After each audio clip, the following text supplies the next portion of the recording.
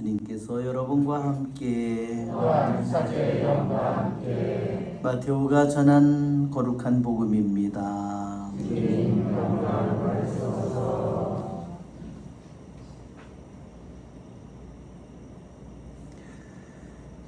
그때 바리사이들은 나가서 예수님을 어떻게 없앨까 모의를 하였다.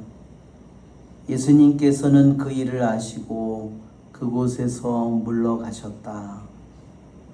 그런데도 많은 군중이 그분을 따랐다.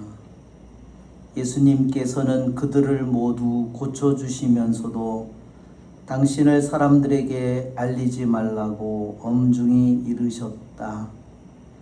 이사야 예언자를 통하여 하신 말씀이 이루어지려고 그리 된 것이다. 보아라, 내가 선택한 나의 종, 내가 사랑하는 이 내 마음에 드느니라. 내가 그에게 내 영을 주리니 그는 민족들에게 올바름을 선포하리라. 그는 다투지도 않고 소리치지도 않으니 거리에서 아무도 그의 소리를 듣지 못하리라. 그는 올바름을 승리로 이끌 때까지 부러진 갈대를 꺾지 않고 연기 나는 심지를 끄지 않으리니 민족들이 그의 이름에 희망을 걸리라. 주님의 말씀입니다. 그리스도님 참여합니다. 참 예수님,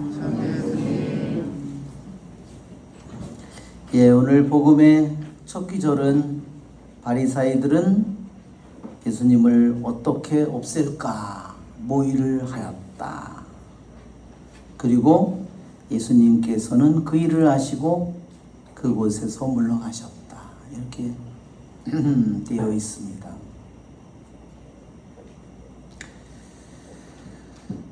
어떤 사람이 나를 죽이려고 한다면 한 사람도 아니고, 그죠? 정말로 그 당시 살던 사회에서 가장 힘있고 가장 똑똑하고 그런 사람들이 자기를 죽이려고 한다는 사실을 아셨다면, 여러분, 우리가 그런 경우라면 우리는 어떤 마음으로 살까요? 마음속에서 죽일 놈들, 이런 생각이 먼저 들 것 같아요. 그렇죠? 예수님의 대응한 예수님의 모습을 보면 예수님은 그것을 아시고 조용히 물러가셨습니다.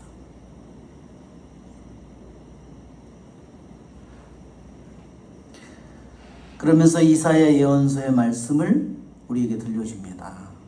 보아라, 내가 선택한 종, 내가 사랑하는 이 내 마음에 드느니라. 하느님이 선택한 종, 하느님이 사랑하는 이, 하느님 마음에 드는 이는 왜 물러가셨을까? 그는 민족들에게 올바름을 선포하리라. 그는 다투지도 않고 소리치지도 않으리니 거리에서 아무도 그의 소리를 듣지 못하리라. 즉, 그분은 그 바리사이와 정면으로 맞서 싸우지 않습니다. 뭐가 잘 됐고 잘못됐고 잘잘못 시비를 가리지 않습니다. 그것이 그분이 하느님이 선택한 종으로서, 하느님 사랑하는 이로서, 하느님 마음에 드는 이로서 그분이 살아가는 길입니다. 우리들도 그런 길로 부르심을 받았습니다. 아멘. 그렇죠? 우리들도 누군가 나에게 시비를 건다면 우리들도 그것에 맞서서 다투고 싸우고 소리치고 잘잘못을 가리는 것이 우리들의 부르심이 아니라 올바름을 승리로 이끌 때까지 물러가서 조용히 소리치지 않고 그것을 사는 것이 바로 주님이 우리에게 보여주신 길입니다. 이것이 주님이 우리들 모두에게 오는 길이에요. 그렇죠? 우리는 2000년의 역사 속에서, 아니 예수님이 오기 전에 수많은 역사 속에서 그분을 죽이려고 하는 그러한 죄보다 더 커다란 죄들이 많이 있었겠지만, 그러나 그분은 그것을 따지거나 묻기 위해서 오지 않습니다. 시비를 가리기 위해서 온 것이 아니죠. 그렇죠 여러분? 그분이 바로 우리들 한 사람 한 사람은 나에게 오는 길이 바로 그분이 바리사이들의 자신을 죽이려는 음모 속에서 그것을 따지지도 않고 조용히 물러가는 예수님의 그 모습은 그분이 죄인인 우리들, 나에게 찾아오는 사랑의 길이에요. 그렇죠 여러분? 맞죠?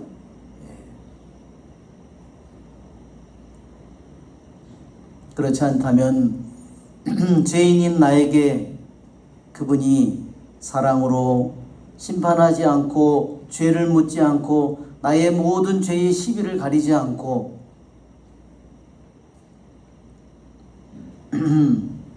그분은 우리들의 죄를 묻지 않고 우리들에게 오시는 그분의 길입니다.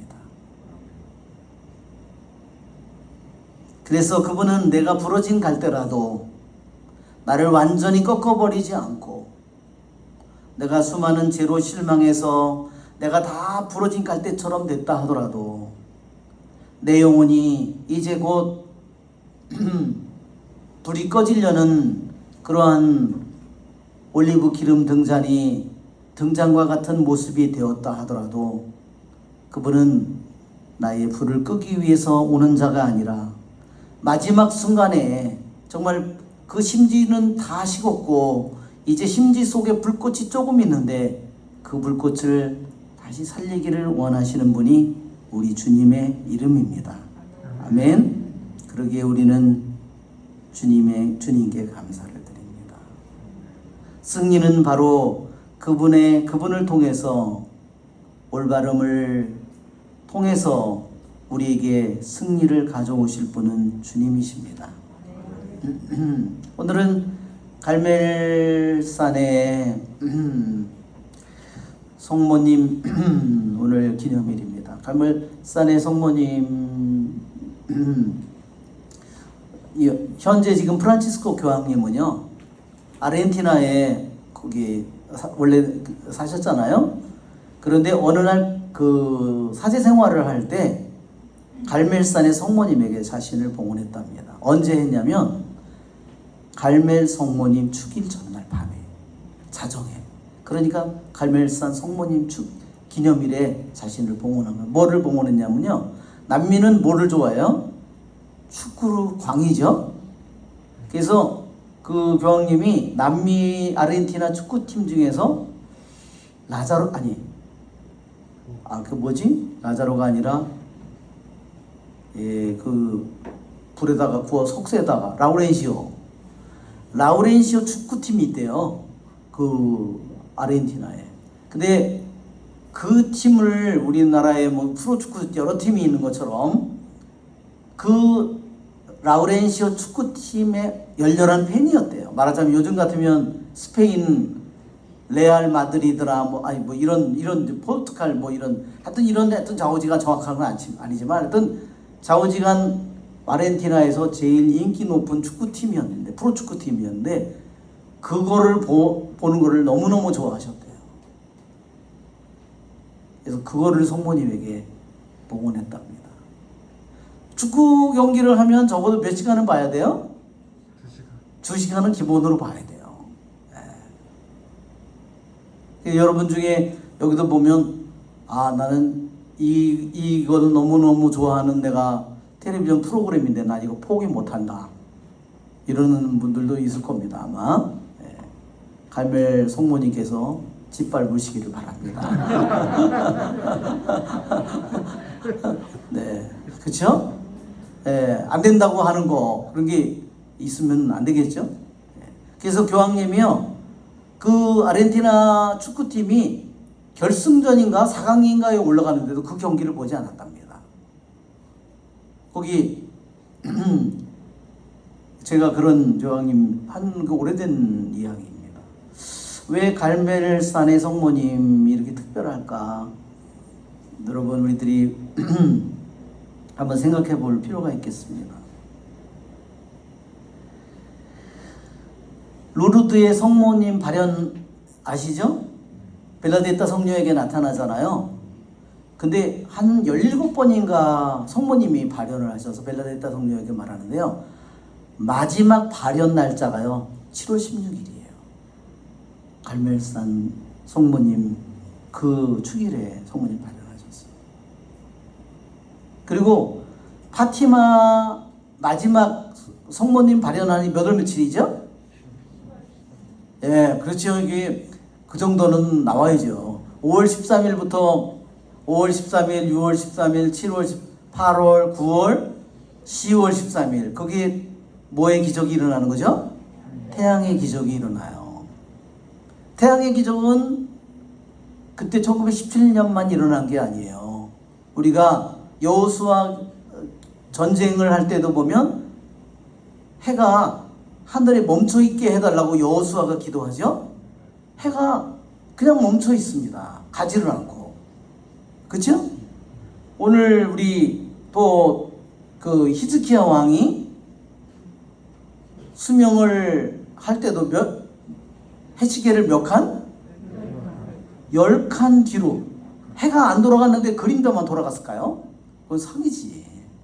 에이.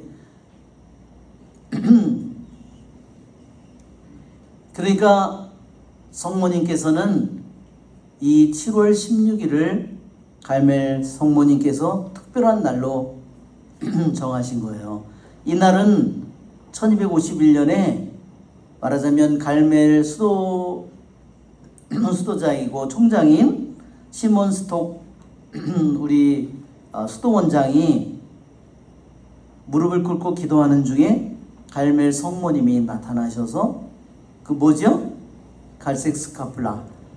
한 손에는 아기 예수님을 이렇게 안고 다른 손에는 갈색 스카플라를 이렇게 들고 아기 예수님도 갈색 스카프라를 들고 있어요.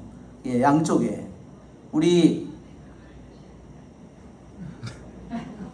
무슨 이상한 방송이나 아마 뭐가 잠깐 켜졌나 봐요. 예, 그럴 수 있죠 뭐. 갈멜이라고 하는 것은 정말 갈멜이라는 히브리어는요 특별한 의미를 가졌습니다. 칼멜이라는 건요 갈멜이라고 할 때는요 정관사를 붙여요. 그냥 일반 정원이 아니라는 뜻입니다. 더 가든이라는 것은 갈멜산이라는 거에 이스라엘에 여러 정원이 많은데 카르멜을 그 산을 더 가든 그 가든이라고 부르는 것은 아주 특별한 정원이라는 뜻이에요. 여러분 무슨 뜻일까요? 성모님을 의미하는 거예요. 한번 우리 갈멜을 한번 그림을 한번 볼까요? 네,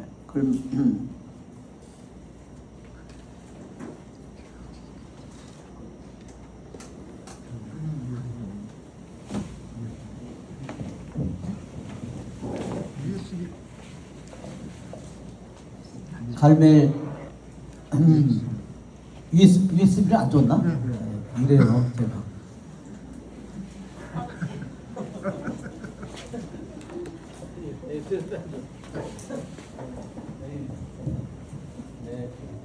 이 정도입니다. 이 정도는 해야죠 그래도.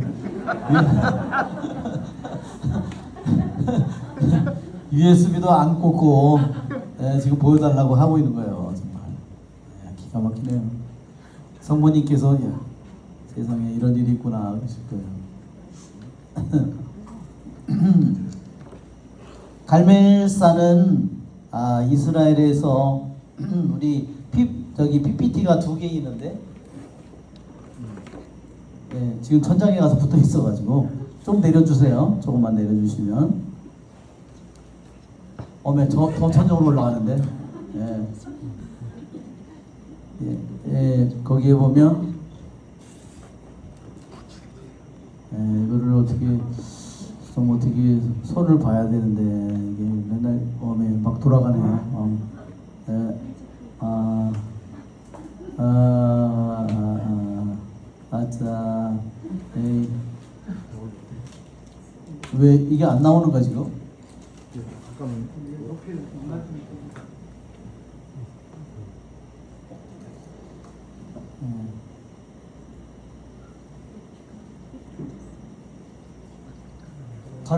가르멜 맨 위에 지금 가르멜 성모. 예, 거기에 PPT 가르멜 저기 맨 위에 가르멜. 예. 예. 갈멜은 그 다음 장면으로 또 가볼까요? 예, 지금 여기 저기 보이는 게 멀리 보이는 게 지중해 바다예요. 그 다음에 다음 장면으로 예, 여기에 지금 갈멜 산 위에 갈멜 수도원 성당이 지금 저기 있는 겁니다. 저기 예, 그 다음에 이게 갈멜 산이 약간 이렇게 절벽처럼 돼 있어. 그 다음 장면으로 가보겠습니다. 예, 갈멜산 엘리야가 자기 후계자를 삼을 때 엘리사에게 외투를 거쳐주죠. 엘리사는 그때 10번째 결의소에 그를 밭을 갈고 있었다고 했어요. 그 다음 장면으로 가겠습니다. 예, 밭을 갈고 있는 엘리사. 예, 그래서 엘리사도 머리가 벗겨져 있죠. 그래서 그 그림에 보면요, 엘리야는 머리털이 있는데요, 엘리사는 더 젊은데도 머리털이 없어요. 그래서 옷을 걸쳐주니까 지금 입이 벌리고 있죠. 이게 무슨 의미? 옷을 걸쳐줄 때 엘리사는 이미 그게 무슨 뜻인지를 알고 있는 거예요. 그게 뭐예요? 내가 너를 후계자로 삼겠다, 이거 뜻이에요. 그러니까 자기는 너무너무 충격을 받은 거죠. 예, 그 다음 장면에 예, 갈멜산의 멀리서 본 갈멜산의 모습이에요. 자, 그 다음 예, 저기 갈멜산의 여러 동굴이, 그래서 엘리야가 저 동굴에 평생을 살았다는 겁니다. 그 다음 장면으로 네, 동굴의 여러 모습을 보는 겁니다. 그 다음 장면에 동굴 예, 동굴 거기 여러 동굴들이 있어요. 그 다음에 예, 그 갈멜산에 꽃핀 모습이고, 그 다음 장면으로 계속 또 넘어가겠습니다. 예, 거기서 갈멜산에서 대결이 이루어지죠. 그 바알 신을 섬기는 사제들과 하나 남은 하느님 야훼를 섬기는 엘리야와 대결이 벌어져서 그 다음에 거기서 황소를 한 마리씩 잡아서 제물로 바치고 불이 내려와서 응답하는 것이 진짜 살아계신 하느님이다, 이렇게 합니다. 그 다음 장면으로 예, 하늘에서 불이 내려와서 그 제물을 태워버립니다. 그 다음 장면으로 예, 불이 내려오는 장면이죠. 여러 화가들이 그린 거예요. 그 다음 장면으로 네, 그 다음 여기에 보면 엘리야는 여기 갈멜산에 동굴에 이렇게 앉아있는 그런 모습이고, 위에 성모님과 아기수님이 있죠. 예, 이따가 이것은 설명을 하겠습니다. 자, 그 다음 장면으로 예, 그 다음 장면으로 예, 이것은 하인에게 바다에 가서 봐라, 내 귀에는 분명히 비 오는 소리가 들린다. 비 오는 소리가 들린다. 그래서 지중해를, 거기 갈멜산에서 바로 지중해가 내려다 보이니까 가서 보고 아무것도 없는데요. 아무것도. 몇 번째까지 그러죠? 7번째 와서 하는 말이, 바다의 한가운데에서 손바닥만한 구름이 한 점 떠올랐습니다. 그랬더니 뭐라 그래요? 빨리 가서 아합 왕에게 빨리 병거를 몰고 빨리 내려가라. 그렇지 않으면 길이 막혀서 그 다음에 이스라엘 자기 왕국으로 돌아가지 못한다, 그 말이에요. 그 다음에 장면으로 예, 여기에 지금 갈멜 수도원이 여기에 있는 겁니다. 예, 옛날에 이렇게 절벽 옆에 저 갈멜 수도원이 옛날에 저기 있었다는 겁니다. 그 다음 장면으로 예, 바다 가운데서 손바닥만한 구름 한 점이 떠오르는 것을 보고 찬미하는 엘리야의 모습입니다. 그 다음 장면으로 예, 비가 막 내려오는데 먼저 아합 왕 보고 내려가라고 해서 아합 왕은 병거를 타고 막 말 여러 마리가 그런 병거를 타고 막 내려가는데 달려가는 엘리야가 그 병거를 앞서서 달려가요. 어떻게 그럴 수 있을까요? 성경의 표현에 의하면 주님의 손이 엘리야에게 내리자 병거를 앞질러 이스라엘로 뛰어갔어요. 엘리야가 왜 이스라엘로 뛰어갔을까요? 너무너무 신이 나서. 왜? 이제 거짓 예언자는 다 죽었으니까 이제 북이스라엘 전체가 하느님을 섬기는 백성이 될 거라고 믿었기 때문에 너무너무 기뻐가지고 자기가 기도한 모든 일이 이루어졌다고 신이 나서 열이 뻗쳐가지고 그래서 병거를 말이 끄는 병거를 앞질러 달려가는 겁니다. 자, 그 다음에 장면에 달려가는 겁니다. 그러니까 저 뒤에 있는 왕하고 저기 어떻게 했겠죠? 이게 미쳤구나 그랬겠죠. 이게 말이 되는 일이야? 그 다음 장면으로 지금 그 갈멜산에 올라가면 거기를 이렇게 산을 갈멜산이 약 어떤 정도 되냐면요, 우리 지금 마리산 정도의 높이에요. 그냥 마리산이라고 비교해서 보면 딱 돼요. 바닷가에 있고 거기에 그 산에 올라가서 보면 바다가 바로 아래로 내려다 보이고 지중해가 그런 모습입니다. 저기는 엘리야가 이렇게 칼을 들고 있는 상을 이렇게 했는데 저 칼이 휘었어요. 왜냐면 바알 사제들 450명을 키송강으로 데려가서 다 죽이는데 그래서 칼이 다 휘었다는 거예요. 이해가 돼요. 정말 450명을 저기를 했으면 칼이 휘는 건 정말 당연한 일이죠. 그 다음에 더군다나 옛날 칼 더군다나 오죽했겠어요. 그 다음 장면으로 여기는 갈멜산에 있는 동굴, 엘리야가 살았다고 하는 동굴에 제대를 만들어 놓은 겁니다. 엘리야의 동굴이라고 거기 적혀 있는 거예요. 그리고 또 오브 엘라이자. 그 다음 장면으로 그 다음 장면으로 보겠습니다. 이거는 엘리야가 승천할 때 애투가 하늘에서 떨어지죠? 그러면 엘리사가 그거를 집어들고 요르단 강물에 가서 엘리야의 이름을 부르면서 스승의 이름을 부르면서 요르단 강물을 치는 거예요. 왜? 그 승천하기 직전에요, 엘리야가 저 외투로 요르단 강물을 쳐서 둘이 요르단 강을 건너서 요르단 강 건너편으로 건너간 거예요.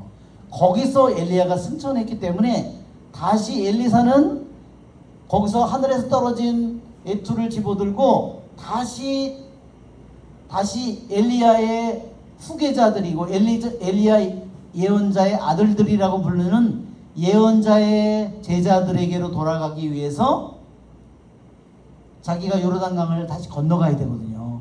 그러니까 그걸로 요르단강을 치는 거예요. 자, 그 다음 장면은 이 성모님이 스카플라를 왼손에 아기 예수님을 안고 있고 오른손에 성모니 스카플라를 들고 있고 또 아기 예수님도 또한 손에 스카플라를 들고 있는 모습입니다. 그 다음 장면으로 가겠습니다. 성모님의 스카플라. 그 다음 장면으로 성모님이 시몬 스톡에게 저 수도원장에게 갈멜 수도원장에게 저 스카플라를 주셨다는 겁니다. 자, 그 다음 장면으로 저기도 성모님이 그것을 여러 화가가 그린 겁니다. 그 다음 장면으로 똑같은 그림이에요. 그 다음 장면으로 여기 그 전 장면에 보면 그 전 장면을 다시 돌아가면 저기 성모님이 옷을 주는데 가운데 구멍이 뚫렸죠?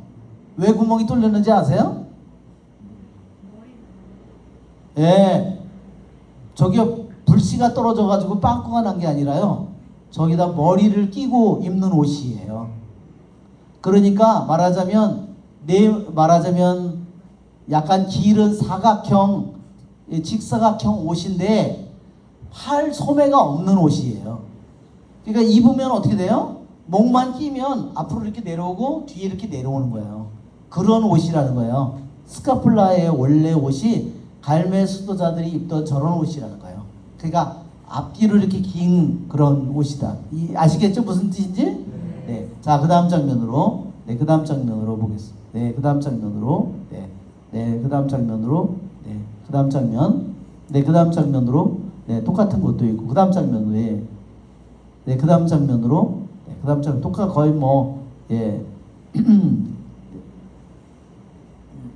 자, 이제 또 하나는 우리 또 하나 PPT가 또 하나 있어요. 또 우리 그 PPT의 또 하나의 내용은 엘리야의 외투가 있습니다. 하늘에서 떨어지는 외투에 저기가 지금 지중해 변에 있는 우리나라에 보면 포항이나 이쪽에 그런 그 호미곶 같으죠? 그런 이렇게 뾰족 튀어나온 지중해 뾰족 튀어나온 지역에 거기 있는 산이에요. 여기 저기가 없나 혹시 포인터가? 네. 이게 아까 본 옆으로 이렇게 길게 절벽처럼 나와 있는 것이 여기가 절벽처럼 되어 있는 거야. 이렇게 쭉 되어 있는 겁니다. 이게 산의 높이는 약 500m 500m가 조금 넘는다니까 만이산이 한 467, 그러니까 그거보다 약간 높은 거예요. 그래서 여기서부터 비가 내려오니까 여기를 올라갈 때도요, 그냥 곧장 이렇게 못 올라가고 우리들도 성지순례를 갈 때 이렇게 돌아서 올라갑니다. 이렇게 해서 올라가고, 그래서 여기서 이제 돌아서 내려와가지고 이즈리엘 평화까지 달려갔겠죠. 네. 근데 왜 갈멜이라고 학갈멜이라고 부르느냐? 그 정원이라고 그랬죠? 그 정원, 아주 특별한 정원인데 뜻은 뭐냐면 너무너무 다른 데는 너무너무나 사막과 같고 저기 하지만 이 지역은 비가 많고, 왜냐면 증발을 하면 지중해에서 증발을 하면 구름이 어제 그저께도 비가 올 때 보니까요, 구름이요 여기 지금 청라에 있는 아파트에 여기에 걸리더라. 구름이. 그러니까 비가 많이 올 때는 구름이요 100m도 안 돼요. 그래서 구름이 막 빨리 지나가는 게 보여요. 왜 빨리 지나가는 게 보이냐면 이 고도가 낮기 때문입니다. 그러니까 여기는 지중해에서 증발한 물이 이슬처럼 쉽게 내리고, 그래서 여기에는 나무와 꽃과 식물과 샘과 이런 것들이 막 너무너무 풍성한 거예요. 그래서 정말 너무너무 아름다운 곳이라고 해서 더 가든이라는 그런 의미를 가졌습니다. 자, 그 다음 장면으로 보겠습니다. 예, 이거는 엘리야가 3년 반의 가뭄이 내가 다시 말하기 전까지는 북이스라엘의 이 땅에 비 한 방울, 이슬 한 방울도 내리지 않을 거다.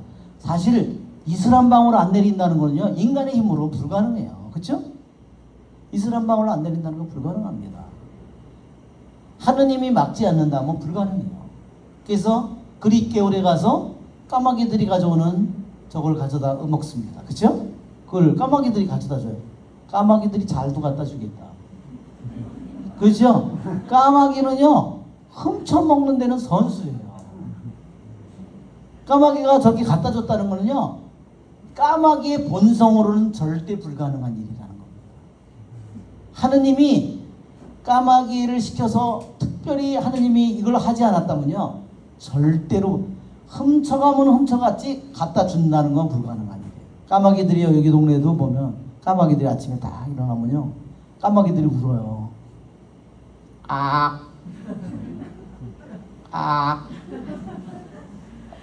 다 일이 끝나면요, 이럽니다. 그러나 아침에 어디서 뭔가 먹을 게 있다 발견하면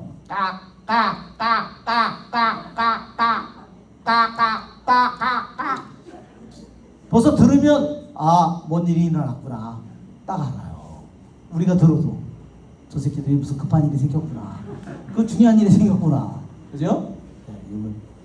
그래서 나중에 여기도 말라서 나중에 다시 사렙다 마을로 가죠. 자, 그 다음 장면으로 보겠습니다. 예, 여기도 보면 까마귀가 빵을 물고 오는, 그래서 그 다음 장면에도 보면 불이 내려오는 장면이죠. 재물을 태우는. 자, 그 다음 장면에도 재물에 불을 태웁니다. 자, 그 다음 장면에도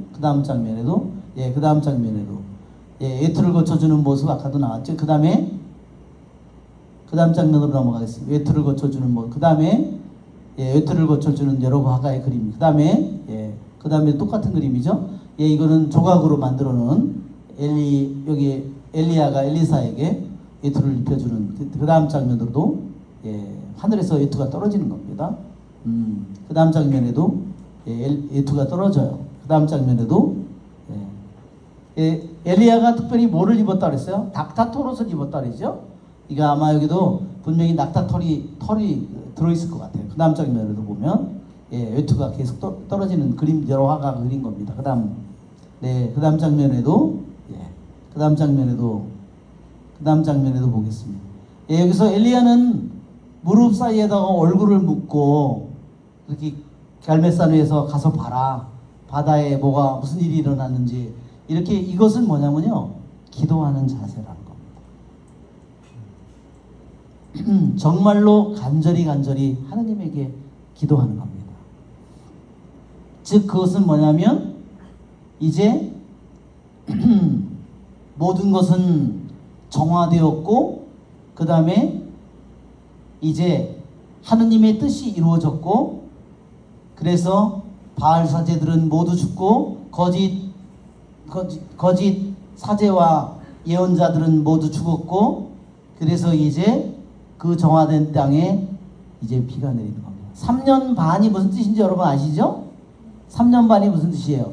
7년은 완전수죠? 7년 완전수가 완전히 잘라진 것은 뭐냐면요. 재앙을 의미하는 겁니다. 그래서 이스라엘의 3년 반 동안 가뭄이 드는 것은 하느님의 심판을 의미해요. 하느님의 벌을 뜻하는 겁니다. 재앙을 축복이 아니라 하느님의 재앙, 그런 죽음을, 저주를 뜻하는 겁니다. 이제 3년 반의 시간이 끝났어요. 그래서 이제 비가 오려고 하는 순간입니다. 그 다음에 아까도 이 구름, 손바닥만한 구름 있죠? 그러니까 교부들은 이 구름이 뭐라고 그러는 거예요? 이 구름이 성모님이라는 거예요. 손바닥만한 구름. 왜 그렇죠? 왜 손바닥만한 구름이 성모님일까? 그 속에는요 엄청나게 많은 비가 들어있어요. 그 엄청나게 많은 비는 뭐를 뜻하냐면 예수님을 의미합니다.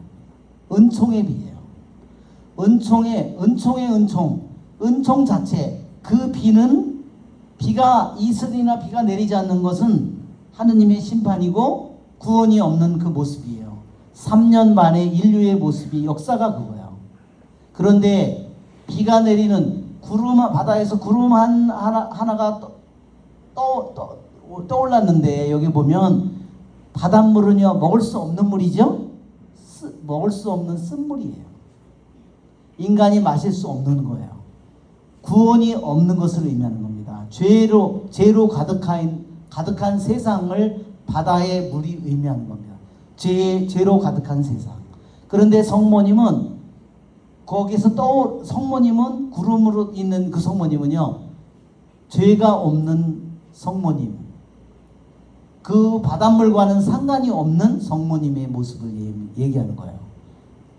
그래서 이 구름은 죄의 무게도 없고 죄의 쓰디쓴 맛도 없는 성모님의 모습을 의미하고 그 조그만 구름이 너무너무 점점 커지더니 그것은 그냥 이슬이 모여서 만들어진 구름이 아니라는 것을 의미하는 겁니다. 무슨 말인지 아시겠죠? 그냥 증발한 것들이 모여서 이루어진 것이 아니라 하느님의 은총에 의해서 이 구름은 성모님을 의미하고 그리고 거기에서 점점 그 구름이 커지면서 순식간에 바람과 그것이 불어오면서 캄캄해지면서 비를 쏟아붓는데 그것은 예수님을 의미하는 겁니다. 다음 장면으로 가겠습니다. 그래서 엘리야는 저것을 끊임없이 갈멜산에서 묵상한 거예요. 왜 그랬을까요? 여러분 한번 생각해 보십시오. 왜 엘리야가 저거를 저기서 구름 하나, 손바닥만한 구름 하나가 떠오르고 거기가 그 순식간에 그것이 거기에 그 캄캄해지면서 바람이 불어오면서 그 바람은 무엇을 의미하냐면 성령을 의미합니다. 그러면서 엄청난 비를 쏟아붓는데 왜 엘리야는 아까 우리 그림 다 안 본 것 같은데? 다 봤어요? 다 봤어요.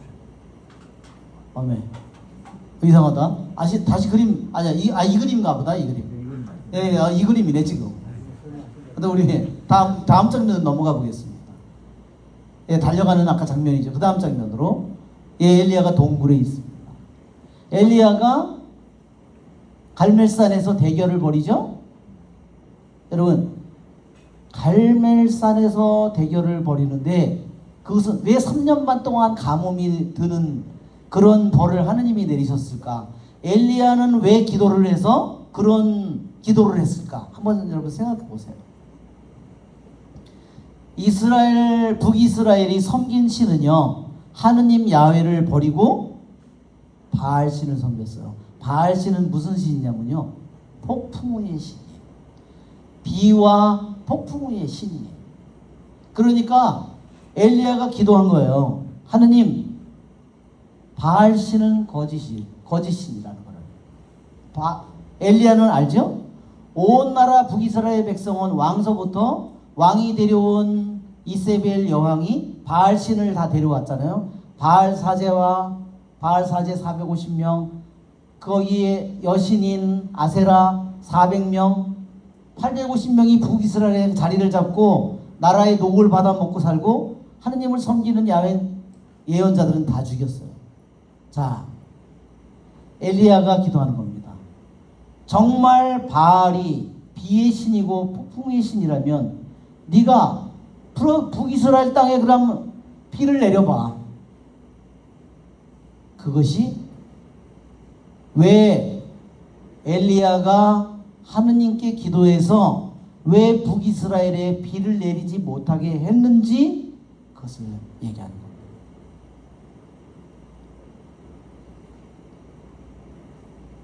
이것은 무엇을 생각나게 하냐면 모세가 에집트에 가서 있을 때 거기에서 이스라엘 백성을 하느님이 약속의 땅으로 데려가려고 파라오에게 내 백성을 내보내라 그러니까 파라오가 말을 안 듣죠? 10가지 재앙을 내립니다.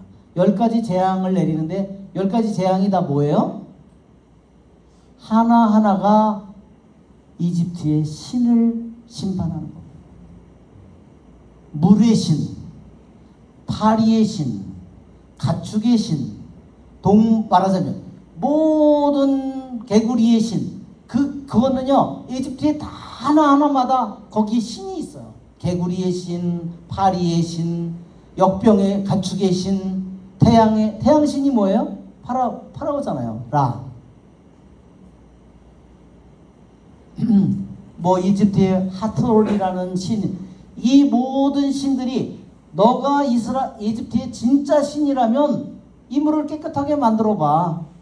곤충 이거를 파리를 쫓아내봐. 역병을 고쳐봐. 너가 진짜 신이라면, 이걸 다스리는 신이라면 하나도 못하죠. 그래서 10가지 재앙은 뭐냐면요, 이집트의 모든 신들이 다 가짜라는 것을 밝히는 거예요. 이집트의 신들을 심판하는 거예요. 그리고 이스라엘 백성에게 그 신들은 아무리 이 나라가 강대하고 부유하더라도 이 나라의 신은 다 거짓 신이고 진짜 신이 아니고 가짜들이라는 것을 밝히고 그 다음에 하는 겁니다. 근데 여기에 엘리야는 자기가 그 모든 바알 예언자를 다 죽였는데 이세벨 여왕이 하나가 살아있으니까 어떻게 했어요? 내가 내일 이맘때까지 너를 죽이지 못하면, 그렇게 해서 맹세를 하죠. 그래서 엘리야가 어떻게 했어요?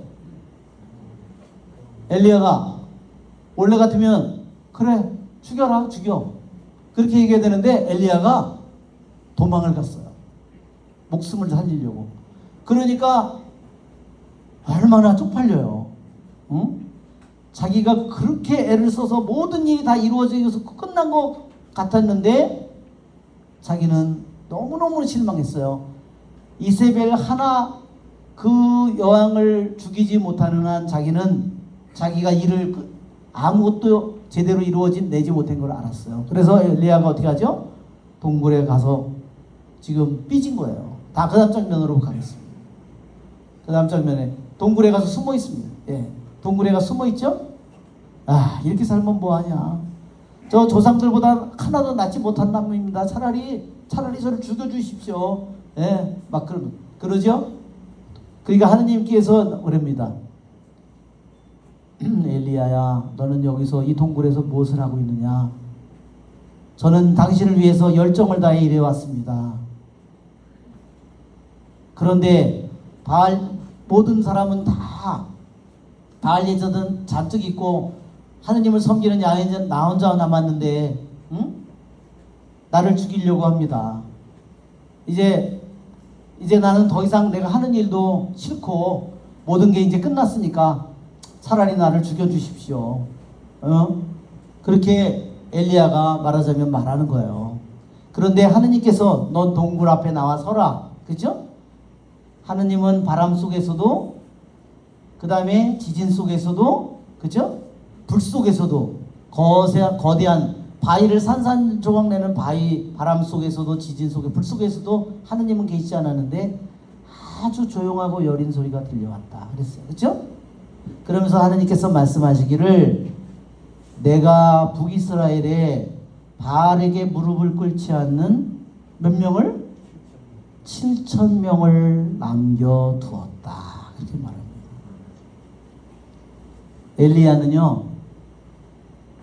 엘리야는 그 다음에 어디로 갔을까요, 여러분? 한번 생각해 보십시오.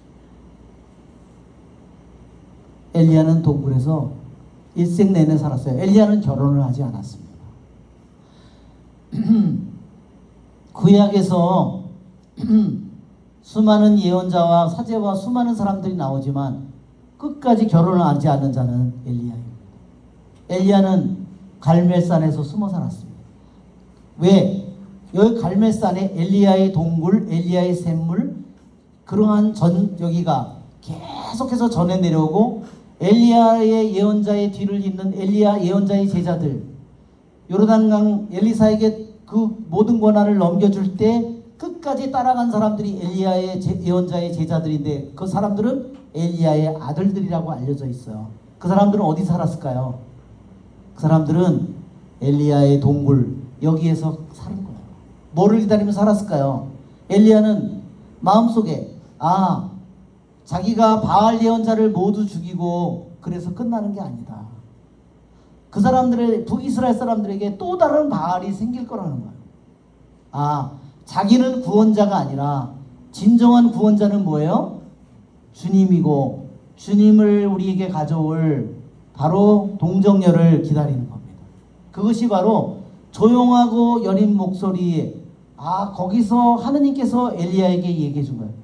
엘리야는 기도 속에서, 침묵 속에서, 동굴 속에서, 단식 속에서 그는 계속해서 무엇을 기다리면서, 끊임없이 바다에서 떠오른 구름 하나, 손바닥만한 구름 하나, 그 안에 엄청나게 많은 비가 들어있었는데 그것을 끊임없이 묵상한 거예요. 그게 뭘까? 그게 바로 우리 구세주를 데려올 어머니이고, 그것이 바로 그 안에 구세주께서 오실 거라는 거. 그래서 이 갈멜산에서 엘리야는 바로 그 갈멜이 뭐예요? 하느님의 정원이에요. 자기 자신이 북이스라엘의 모든 바알 사제를, 아세라를 섬기는 모든 예언자를 죽여도 끝나지 않는다. 왜? 이스라엘 백성이 7,000명 외에는 다 또다시 다른 바알을 섬길 것이기 때문에. 자기는 구원자가 아니에요. 그래서 여기에 이 동굴에서 하느님은 이 엘리야에게 조용하고 여린 소리를 들려줌으로써 엘리야가 무엇을 해야 하는지를 알려준 거야. 자기가 해야 될 가장 중요한 일은 끊임없이 구세주를 기다리는 일, 그것을 위해서 자기의 모든 열정을 다해서 바쳐서 사는 일. 그 다음 장면으로 가겠습니다. 그 다음 장면으로, 예, 그 다음 장면으로, 그 다음 장면으로, 예, 외투가 다시 나오죠. 그 다음 장면으로, 예, 여기에도 보면 엘리야의 저 머리칼이 있죠? 엘리사는 후계자인데 머리가 하나도 없어요.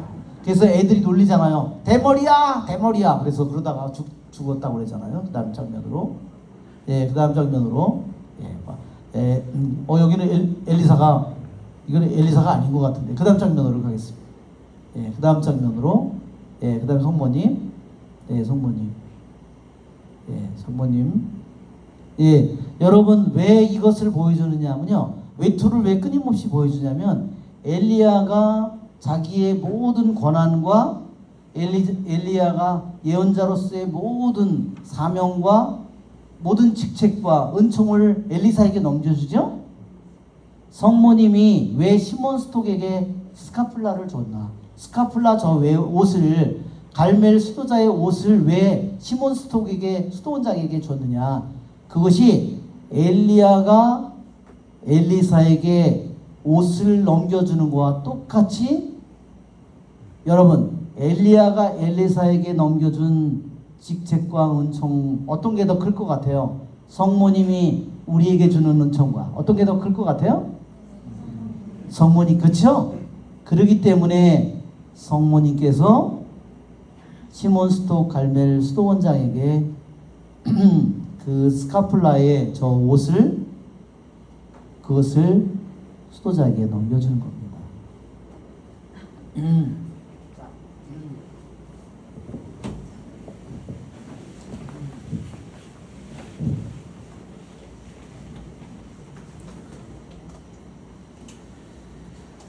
예, 여기에 보면 그 갈멜산에서 대결을 할 때 왜 황소를 가지고 했냐면요, 이스라엘 백성의 제물 중에요, 알지 못하고 백성이 죄를 지었을 때요, 황소를 바치게 되어 있습니다. 속죄 제물로.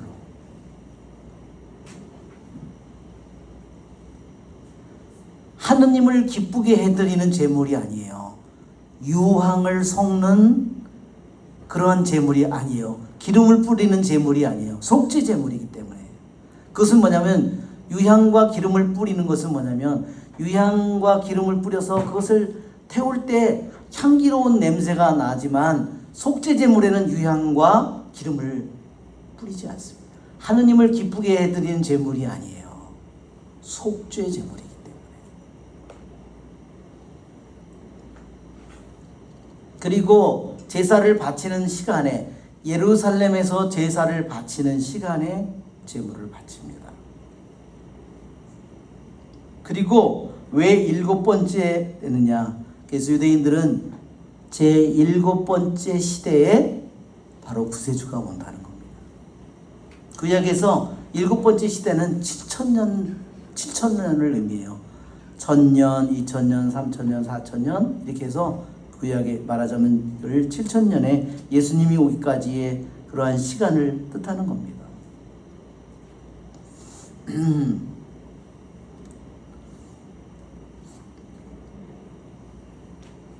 예. 예, 거기에 보면 그 사람들이 하늘에서 불이 내려와서 그 제물을 태워버립니다. 그렇죠?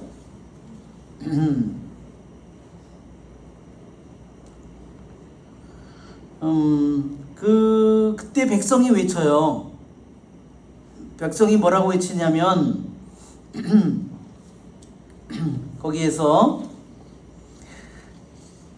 온 백성이 막 불길이, 주님의 불길이 내려와 번제물과 장작과 돌과 먼지를 삼켜버리고 도랑에 있던 물도 핥아버렸다. 온 백성이 이것을 보고 얼굴을 땅에 대고 엎드려 부르짖었다. 주님이야말로 하느님이십니다. 주님이야말로 하느님이십니다. 예, 그것이 그들이 엘리야가 처음에 갈멜산에 올라갔을 때 뭐라 그래요? 언제까지 여러분 양다리를 걸치고 있을 작정이에요? 언제? 바알도 좀 믿고, 바알도 믿고, 하느님도 믿고, 그러니까 돈도 믿고 하느님도 믿고 언제까지 그럴 작정이냐고 아무 대답을 하지 않습니다. 그런데 불이 내려와서 그 재물을 태웠을 때 백성이 주님이야말로 하느님이십니다. 주님이야말로 하느님이십니다. 이 말이 뭐냐면요. 엘리야예요. 히브리 말로요. 이 말은 뭐냐면 엘리야후예요. 줄이면 엘리야예요. 엘리야. 엘리야는 자신의 이름 그대로를 온 백성에게 하느님, 엘리야, 나의 하느님은 주님이십니다. 이런 뜻입니다. 그것을 자신의 온 삶으로 온 세상에 보여줍니다.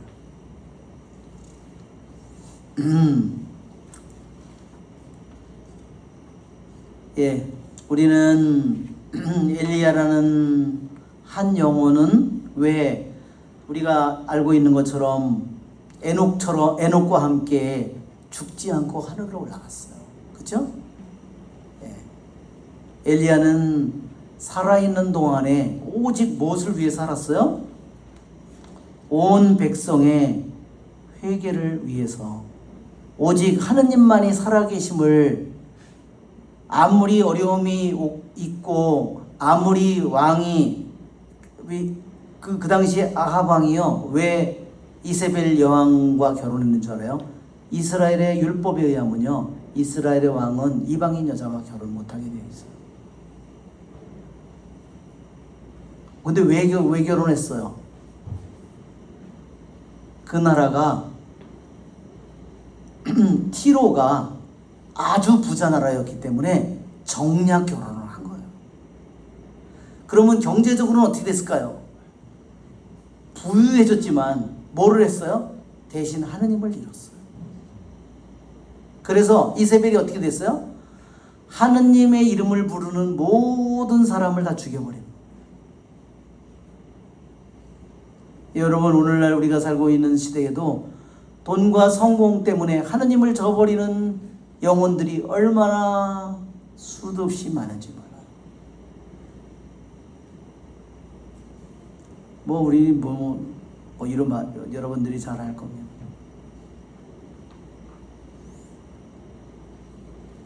미국에서도 하루에 음란물에 접속을 맨날 하는 사람이 6천만 명이라는 거예요.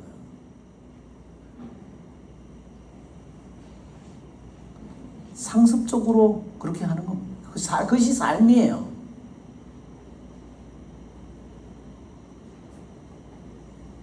이게 남의 나라의 일이 아니죠. 우리나라도 똑같겠죠.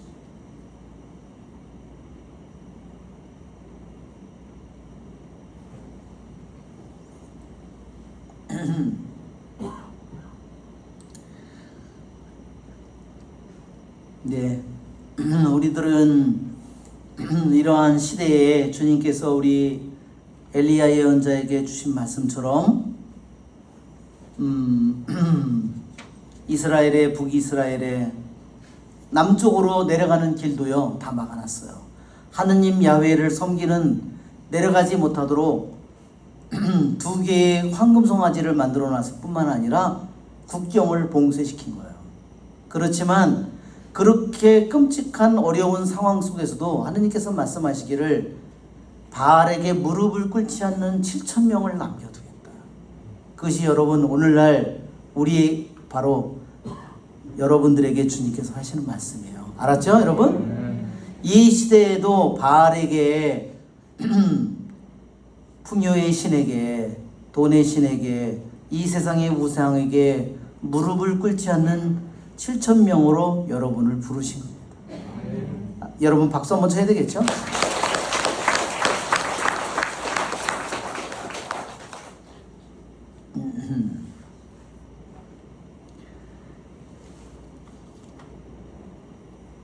네.